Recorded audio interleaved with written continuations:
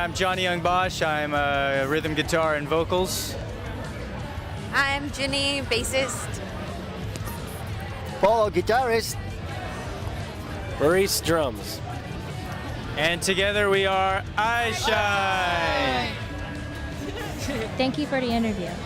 Sure. I was wondering what made you guys start a band in the first place. Back in the early days after I was on Power Rangers, and afterwards I was trying to get a job and I couldn't get a job because at the time it was very difficult for a half Asian to get some camera work. And so instead I turned to teaching myself the guitar, and it brought me out of my depression, and I decided to form a band to kind of do that for other people. Well, that's very interesting. I never knew that. So your newest album is... Revolutionary Waves is our latest album, yeah. Yeah, what is the whole message of it from all the music in there? Each song has its own purpose or theme, but I guess overall it's the album's about never giving up, not quitting. That's interesting. What song are you most proud of? What song are you most proud of? Well, I only write about one song per album, so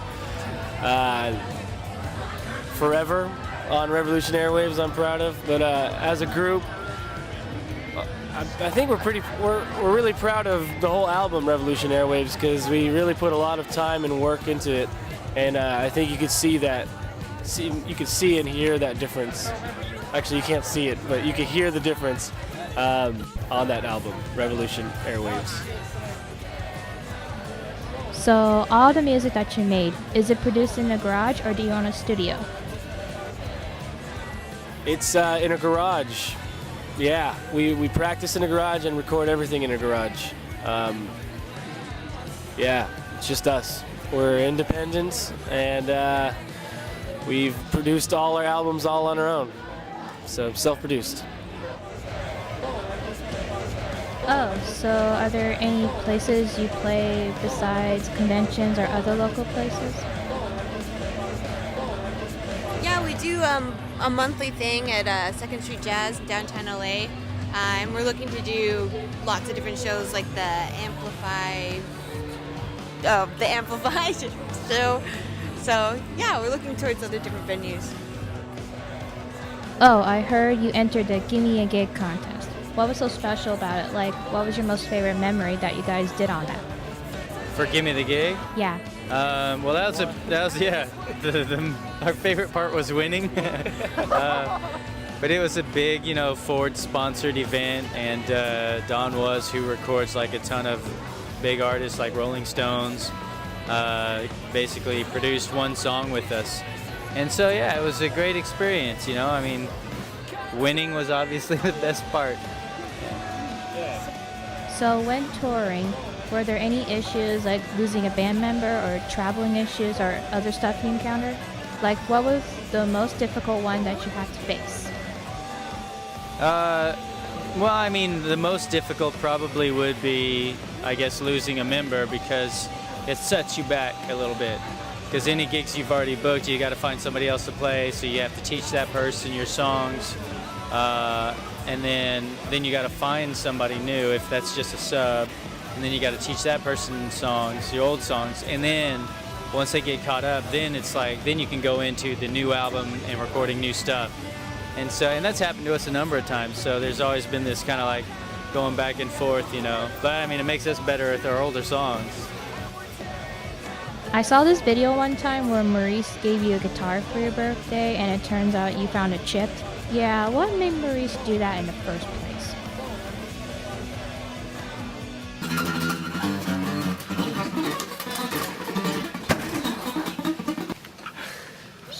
Dude, I was so... No, that was... Well... It was a drop D tuner then. Yeah, we gave it, but that guitar, why I did that, you can see it on our YouTube. We had our old lead guitarist play a riff, and then he played a riff with no eyes, and so I tried to do it with no eyes, and I just ran around and I smacked his guitar in the door by accident. So yeah.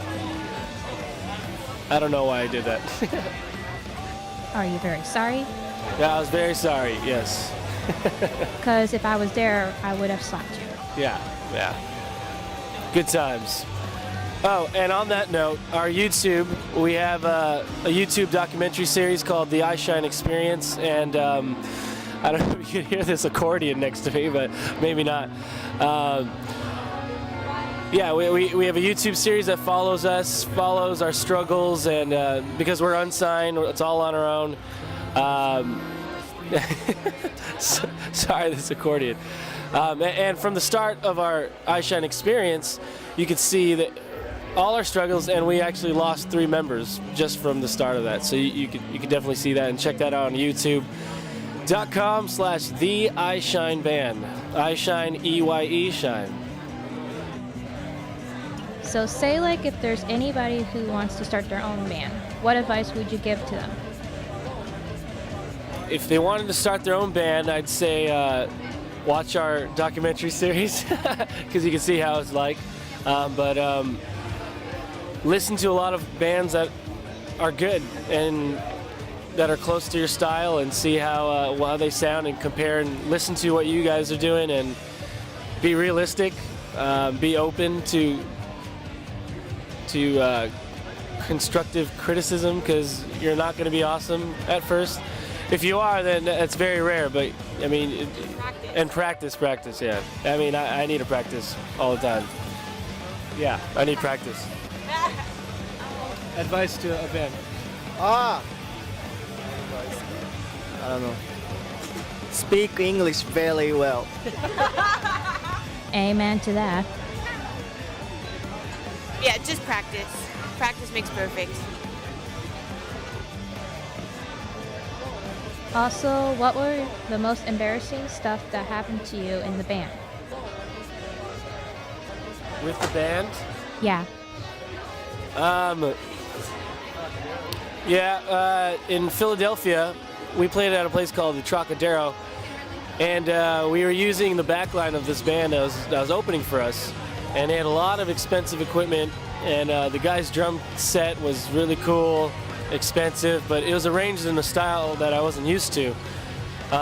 So I just kept it that way because we played right after, and I hit my knuckle on the snare drum somehow, and I guess this in a way where it just kept bleeding, and all of a sudden I started noticing spots on his drum kit, and I turned to John, I'm like, hey, I'm bleeding. And he's like, okay, and we just kept playing, show must go on, so I'm just doing this. And when he turned around, he said it looked like I sacrificed a cat, and it was just blood all over this dude's drum set, and I felt really bad. I mean, if it was mine, I would have kept it because it looked cool, but it was some other dude's set, and that's kind of gross. So I guess that was embarrassing. Thank you for the interview. Thank you. Anything else? And Johnny, I have one more question for you. Anybody who wants to be a voice actor, what would be the best advice you give to them? For someone that wants to become a voice actor specifically, Or anywhere else? Well, I think for voice acting, I mean, obviously there's, in the title itself, you need to have a decent voice and you have to be able to act. Timing is really important, and taking direction is very important. Cold reading is super important because most of the time, especially with anime or video games, you just show up, you don't get the script ahead of time, and so you just go in there and you have to be able to bring those characters to life. And if you can't just bring it off the page right then and there, then you're kind of useless to the project. But yeah, I guess those would be my basic tips. Thank you for the interview. Yeah, no worries. I got a feeling. I think you could use this if you're gonna film our concert. I'm making up a question for you. One of the most rewarding things, like being in a band, is when we hear fans like singing our songs or rocking out to our set. It's just really awesome. Especially if you wrote and put everything into it. It's awesome. What's the most rewarding thing when you're in a band? Getting to play shows and having a lot of people watch and be into it, it's really awesome. It's an awesome feeling.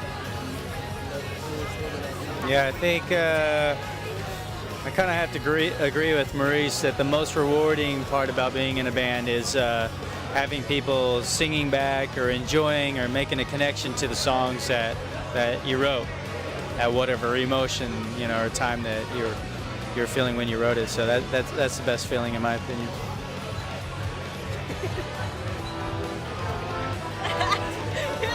It's fun! 楽しい楽しいありがとうありがとうございます。ありがとうございます He's Japanese. 日本語を少しわかります。Thank you.